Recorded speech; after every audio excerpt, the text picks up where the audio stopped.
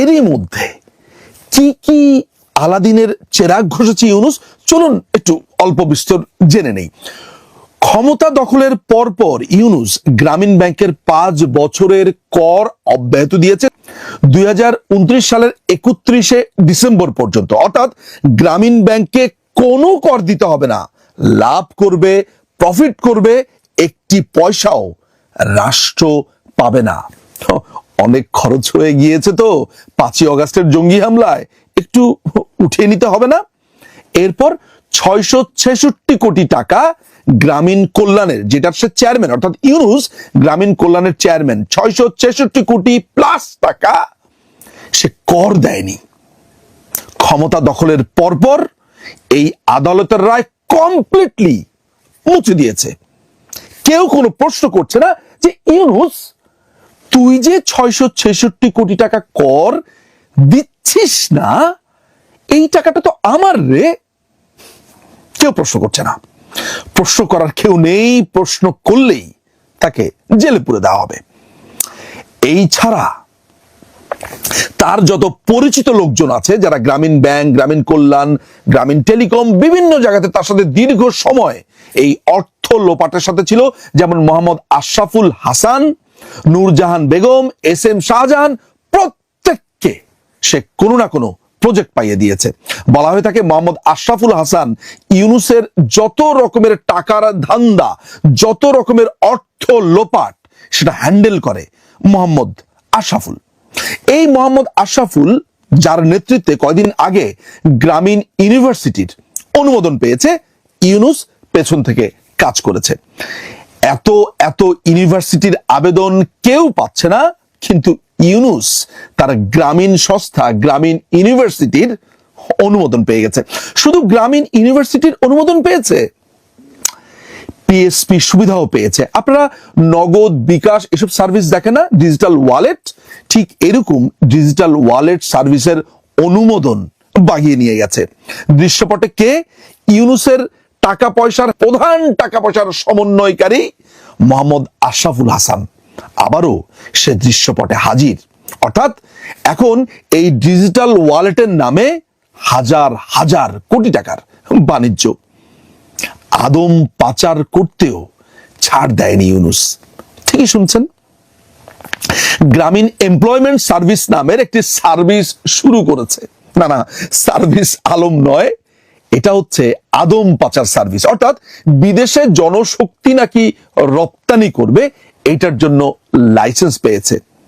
লোকজন বলছে, মানুষ বলছে, সামাজিক যোগাযোগ মাধ্যমে ব্যাপকভাবে কথা হচ্ছে যে এই জনশক্তি কোম্পানির নামে যারা যারা এই মাস্টারমাইন্ড ছিল, যারা যারা এই জঙ্গি হামলা করেছে 5ই আগস্টের আগে পরে, তাদেরকে সেফলি দেশের বাইরে বার করে নিবে এবং এর জন্য লক্ষ লক্ষ কোটি টাকা বিভিন্ন রকমের ফিজের নামে অর্থ লোপাট করে দেশের বাইরে অর্থ পাচার করবে। বাইরের ওয়েবসাইট অনুযায়ী তাদের এই এমপ্লয়মেন্ট সার্ভিস, এই জনশক্তি রপ্তানি সার্ভিসের লাইসেন্স নাম্বার হচ্ছে 2806। অর্থাৎ আদম পাচার থেকেও গ্রামীণকে ছাড়া গেল না। এরপর এসেছে হসপিটাল সার্ভিস। গ্রামীণ টেলিকম কি অদ্ভুতভাবে হিন্দুদের জমি দখল করেছে। গ্রামীণ টেলিকম এর আগে তাদের বিরুদ্ধে অভিযোগ উঠেছে তারা হিন্দুদের জমি দখল করেছে। স্ক্রিনে আপনারা দেখতে পারবেন যে দলিলটি, সেটা হচ্ছে যে প্রচুর জমি কেনার দলিল। এখানে সবার নামই আমরা দেখতে পাচ্ছি, সবাই মোটামুটি হিন্দু ধর্মাবলম্বী বলেই তো মনে হচ্ছে। এদের জমি দখল করে 9 বিঘা জমির ওপর একটি হাসপাতাল তৈরির অনুমোদন পেয়ে গেছে। রাজুক 8 তলা 500 শয্যা বিশিষ্ট একটা হাসপাতালের অনুমোদন দিয়েছে। অথচ দিনের পর দিন গ্রামীণের যে হেলথ সার্ভিস, এটা ছিল একটি অলাভজনক প্রতিষ্ঠান। কিন্তু লাইসেন্স পেতে তো সমস্যা নাই, কারণ মহাজন এখন ক্ষমতাতে। শুধু কি এগুলো? শ্রম আইনে 6 মাসের জেল হয়েছে, সেটা মকুফ হয়েছে। গ্রামীণ দই নামে একটি প্রোডাক্ট ছেড়েছিল ইউনূস, সেখানে ভেজাল দেওয়ার অপরাধে ভোক্তা অধিকার আইনে মামলা হয়েছিল, সেটিও গায়েব। শ্রমিকদের পাওনা টাকা না দেওয়ার কারণে মামলা হয়েছে, তাদের টাকা লোপাট করেছে, সেগুলো গায়েব, শত শত মামলা গায়েব, হাজার হাজার কোটি টাকা দিতে হচ্ছে না, কিন্তু মানুষ প্রশ্ন করছে না। এই ছাড়াও আগেই বলেছি ইউনূসের ঘনিষ্ঠজনরা নানান রকমের পদ পেয়েছে, যেমন তার ভাইয়ের ছেলে অপূর্ব জাহাঙ্গীর, মোহাম্মদ ইব্রাহিমের ছেলে, তাকে ডেপুটি প্রেস সচিব করেছে। এর আগের একটি পর্বে আমি দেখিয়েছিলাম কিভাবে গ্রামীণ ব্যাংকের এমডি থাকা অবস্থাতে তার বাবার প্রতিষ্ঠান, যেখানে সে নিজেও শেয়ার হোল্ডার, সেই প্যাকেজিং কর্পোরেশন লিমিটেডকে সমস্ত রকমের প্রকাশনার দায়িত্ব পাইয়ে দিয়েছিল।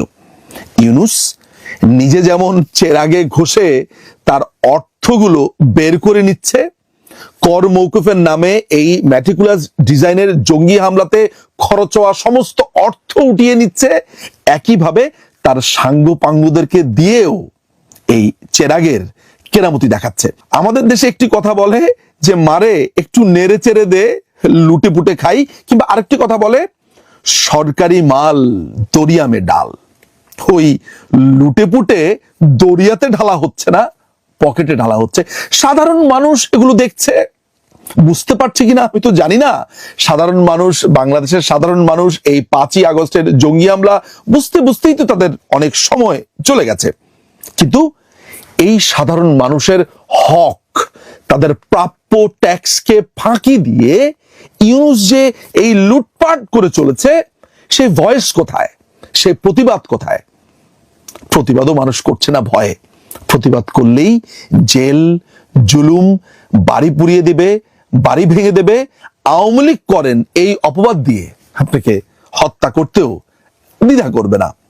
সুতরাং দেশ এই হরিলুটের কবলে পড়েছে, আর এক অদ্ভুত আলাদিনের চেরাগ নয়, ইউনূসের চেরাগের মধ্যে পড়েছে।